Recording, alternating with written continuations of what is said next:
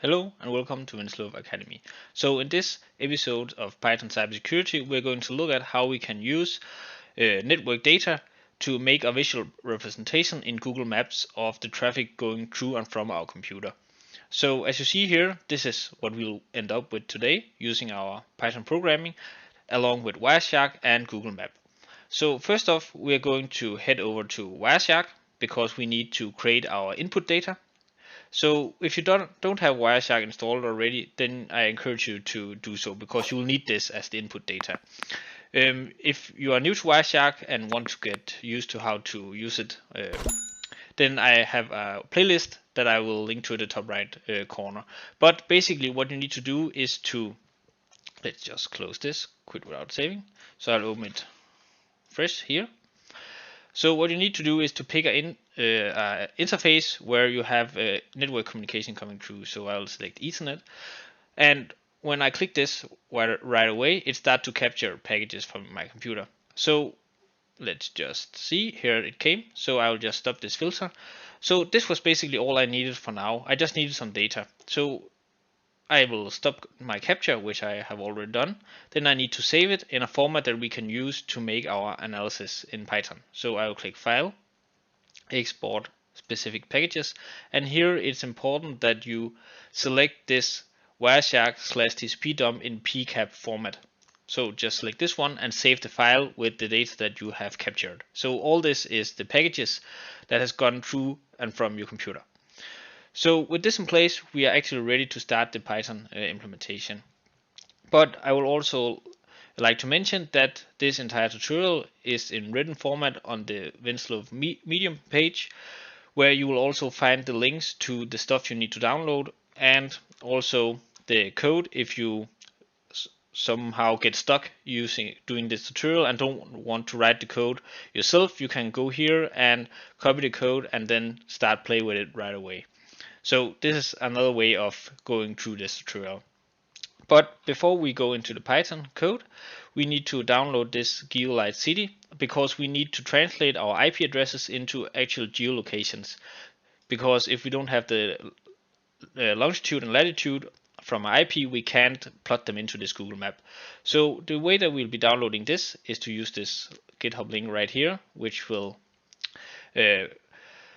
put us over to this site, and here you can just under code download zip.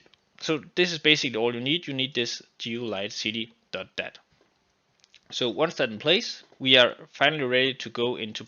So the first thing that we're going to dive into is the main method. So the main method is where we open the data that we have just captured. So the wire.pcap file. So the one we have right here, and that is the one we saved from Wireshark. So we are going to open this, and we need to open this in binary format in order to be able to read it as intended. So we'll be using this dpkt library. So we are importing these three right here. So dpkt, socket, and pygeoip. So what we'll be doing is to create a KML file, because KML files is something that we can input to Google Maps. So this is basically just a format that Google knows how to read. So in the main method, we'll be creating the header and the footer of our file. And then in the rest of this method, we're going to create the content of the file. So basically the body. So first off, we're going to define that this is simply just XML format. We are going to make some styling. So this will be the styles that you see right here. This is the red color here, and the width of the lines. That is basically what is being styled right here. So if you want a thicker line, just change this one. If you want another color, you can change this one. Or if you want further styling, then just Google how to style these KML files in a supportive way of Google Maps. So this is what is going on in this KML header, and in the footer we're simply just closing off some of the tags that we opened up doing this file. So what is actually interesting here is what we put into the file. So the content of the file is going to come from this plot IPs method, where we are inputting our file that we have opened and captured. So we are putting this into the plot IPs method. So this is the method we have right here. And here, first off, we start with an empty variable, so there is nothing yet.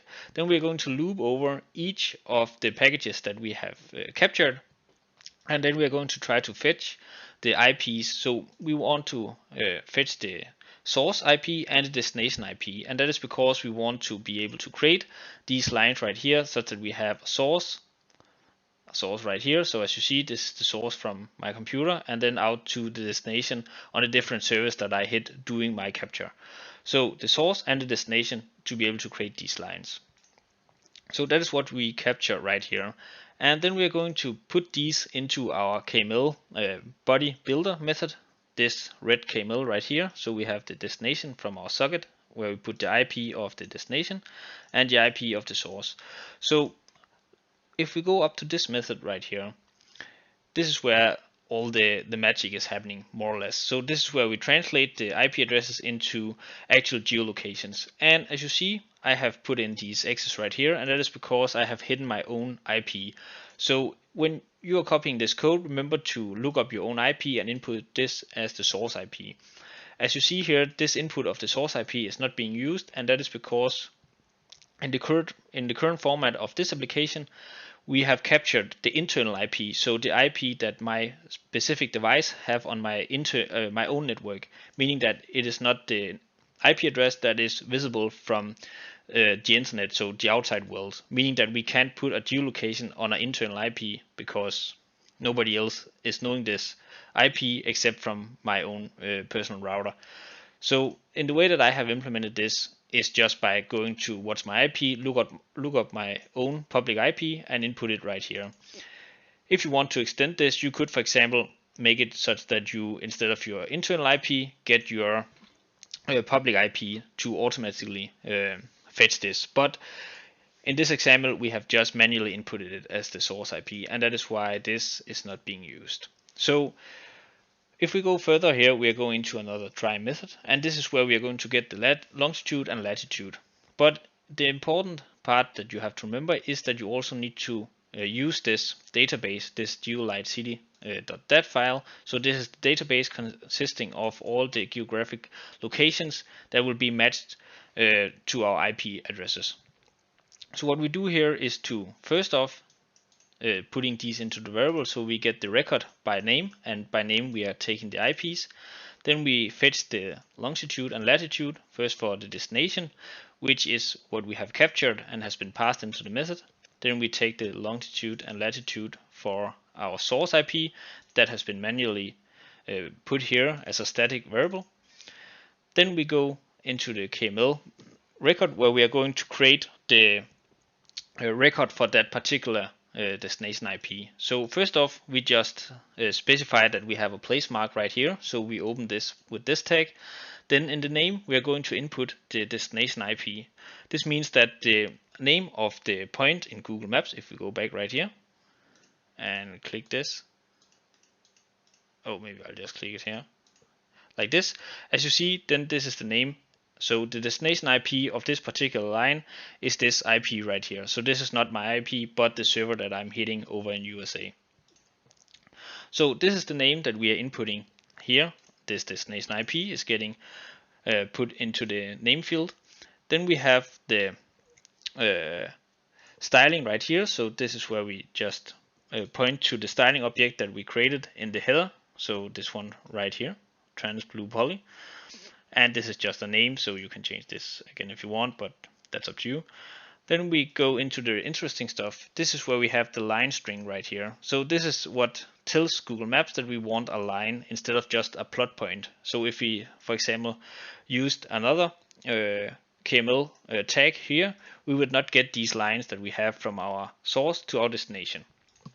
So in here we put the latitude, the longitude and latitude first of our destination. So this is the variables right here we input into this field here, and then we take on the same in the same tag, so these coordinate tags, we input the source, longitude and latitude as well, and then we close off these tags and return that object. And that is basically what we're doing for all the package and all the traffic that we have been captured. So we are just looping over this in order to create a lot of these place marks right here. So if I try to run this, I will just execute it here. And as you see, since I have implemented this with a print, it will just be printed to the console. So we have a lot of stuff right here. And what we need to do is just to take this. You could also extend this code by just having it make the file yourself, but I will just copy this right here and open up Notepad++, and then I simply just have to copy paste this in, remove this process here, and then you need to save it as a KML file. So just the extension of the file is .kml, and then all the rest should be in place to put into Google. So all we have to do now is to save this. Then we head over to Google, and I'll just click here and say new card, just to illustrate this. So here I will get a new card, and the way that you get into this, of course, is by, I'll just show you here. So remember that it is a good idea to read this article as well to get the technical links and just to follow along. So this video is a quickly overview of what has been done, but I encourage you to also visit the article. But you need to navigate to google.com/mymaps, and that is the page I'm on right here. So I'm in a new map right here, and that allows you to import these KML files. So I will just click on import here. Then I will select a new file, and this KML sample.kml. And once this is uploaded, Google Maps will automatically display my particular traffic. And as you see now, this has changed, and that is because we just generated the file using this XXXXX, and that kind of messed up the source of the file. But if you input your own IP, you should see that the pointers will start on the specific location that you are located and then point out to the world based on what servers you hit during your capture. So this was a quick video on how to use Python along with Wireshark and Google Maps to create a nice visual representation of the network traffic going through a device. So remember to like and subscribe, and then I will see you next time here on Wireshark Academy.